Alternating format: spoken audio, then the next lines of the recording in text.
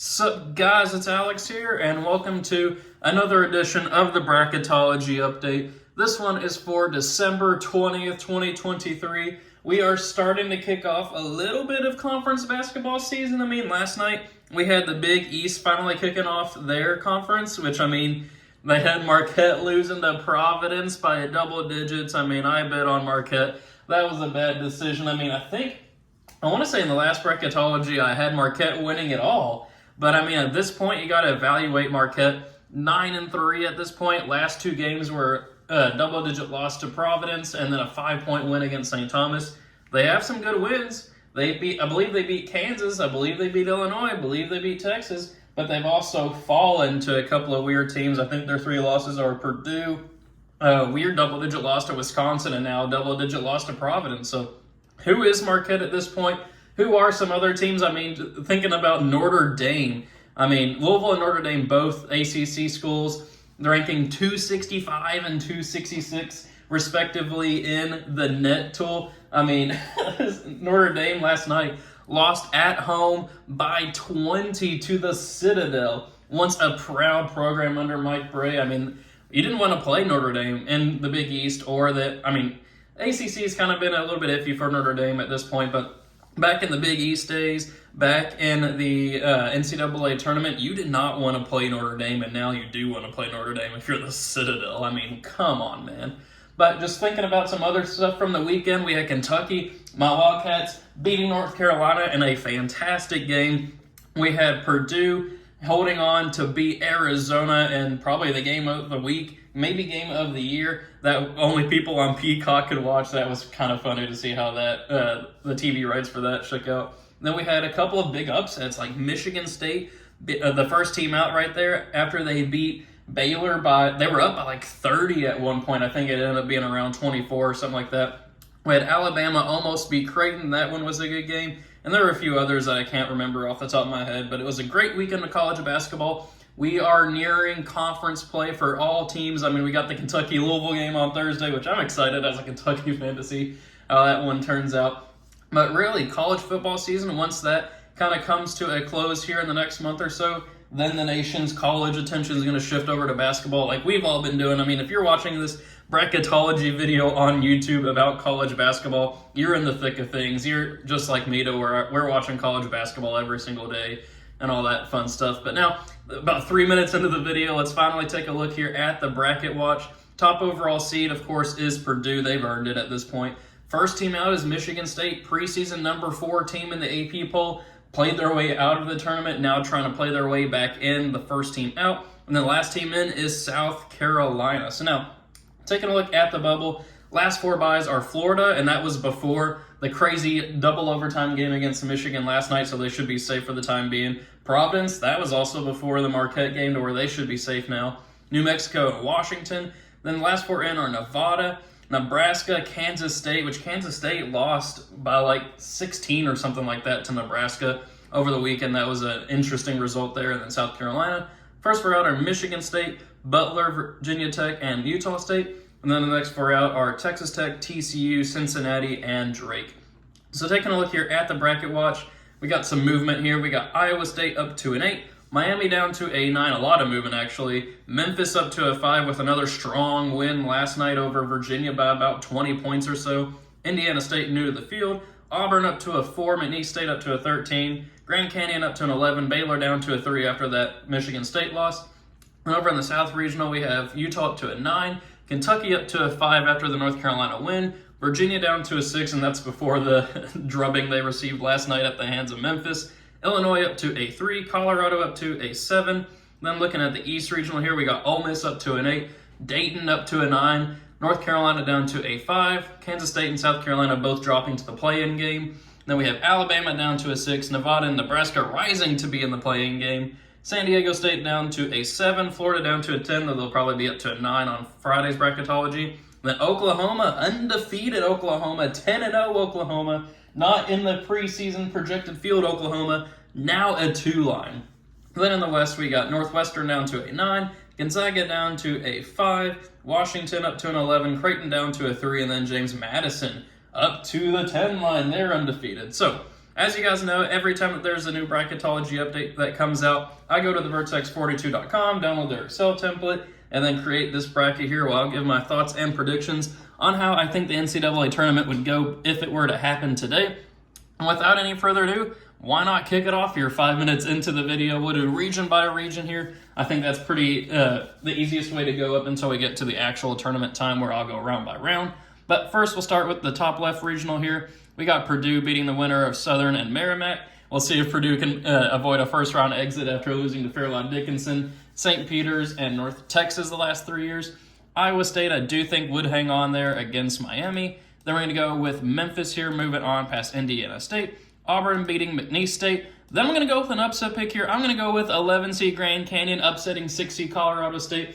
Talked about it in the last video, but I think Bryce Drew is doing a great job over at Grand Canyon. They're playing with a lot of energy over there. I think they pull off the upset. Baylor will beat Longwood. Then we're going to go with Ohio State beating Mississippi State and Marquette over Morehead State, which Morehead State, they gave Indiana a run for their money last night. Indiana only beat them by 1 on their home floor. Indiana's kind of fallen out of the playoff or the tournament picture for the time being. It's only one upset in the first round. Second round action, we got Purdue moving on past Iowa State. I'm going to go with Memphis here, the Fighting Penny Hardaways beating the Fighting Bruce Pearls of Auburn in a slight 5-4 upset. We got Baylor here moving on past Grand Canyon, and then Marquette moving on past Ohio State. So, first spot in the Elite Eight, we got Purdue moving on past Memphis. Then I am going to go with Marquette, even with their struggles lately, beating Baylor. But then for a spot in the Final Four, you do have to go with Purdue there. I don't think you can pick Marquette to advance to the Final Four at that point. Plus Purdue playing as one of the strongest teams in the nation at this point, likely player of the year, back-to-back, and Zach Edey. I think they're a strong candidate to make the Final Four, obviously. So then we'll go over here to the top right. Got Kansas beating the winner of Marist and Norfolk. Then we're going to go with Villanova here, moving on past Utah. Kentucky beating Princeton. Those two teams played in the first round pretty recently, I feel like. FAU beating Liberty.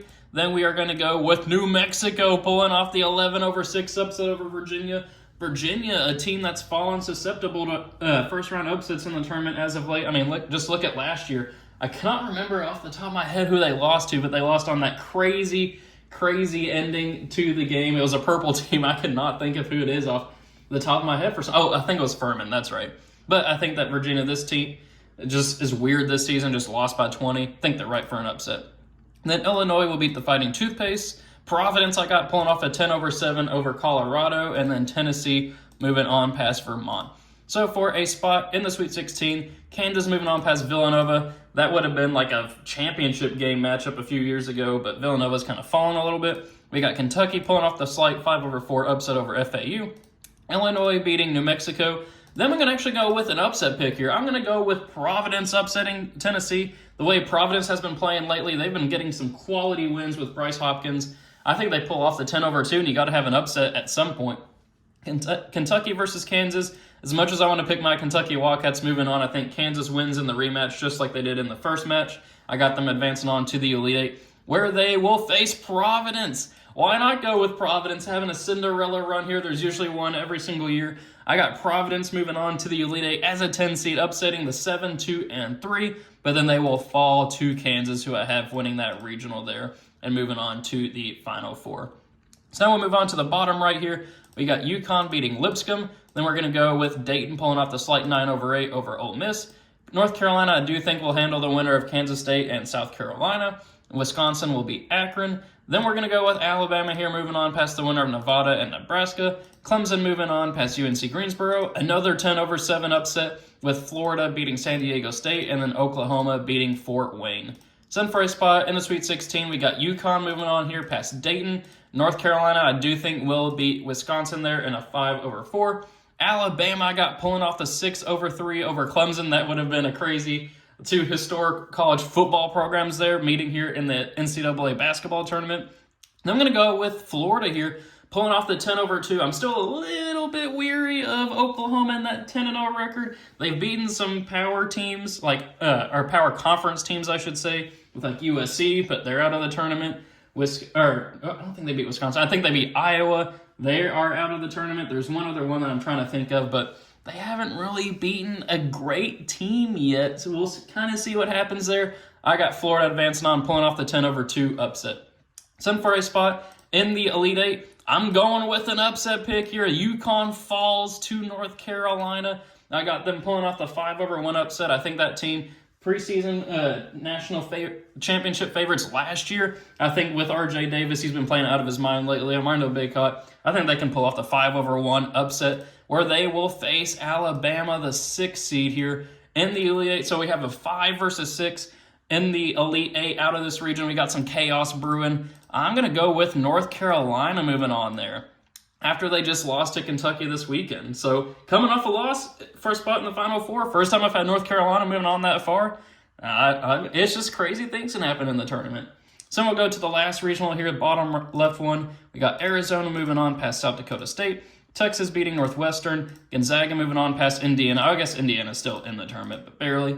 BYU beating UC Irvine. Washington, I really want to pick them to beat Duke, but I am going to go with Duke there. Creighton beating Hofstra.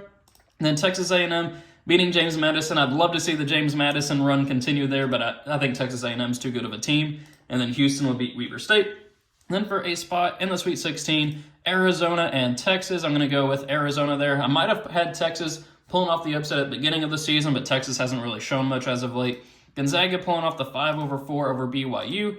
Duke pulling off the 6-3 over Creighton. I'm going to go with the pedigree there of Duke. I think they'll get the ship righted over there. Then I think Houston and Texas A&M played this past weekend, I want to say, or sometime recently. I think Houston squeaked out a victory, and I think they'll do it again here and advance on to the Sweet 16, which sets up Arizona and Gonzaga. I think these two teams played too. No, I think it was UConn and Gonzaga that played a couple of days ago.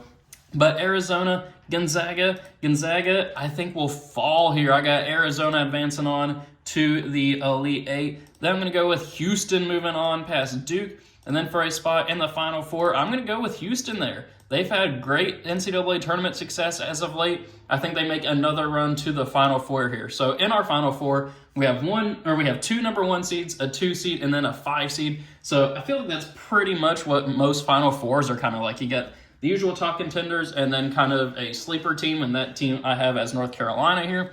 So first matchup here, Purdue versus Houston. I don't think that one will be very close, honestly. I got Purdue winning that matchup there. Kansas and North Carolina, a rematch of the 2021 national championship game, I want to say. I'm pretty sure it was 2021. But here we go. Kansas. I want to say it might actually be 2022 now that I think about it.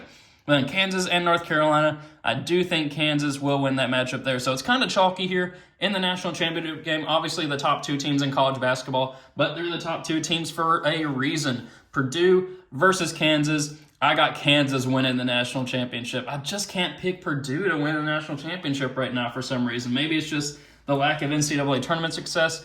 Maybe it's just the lack of production if Zach Edey were to get in foul trouble. Maybe it's just Kansas here with their history in the tournament, their talent level, and their coaching and Bill Self. But I got Kansas here winning the national championship for the second time in 3 years, I believe. And that's how I kind of see the tournament going. So we have some upset picks here. We have some chalk in other areas. Let me know what you guys think of my predictions in the comment section below. Let me know your own predictions and your own thoughts based off of this tournament bracket and just the college basketball season in general. Always like reading through the comment section to kind of see what your guys' thoughts are. But thank you guys for watching. Hope you enjoyed it, and I will see you all later.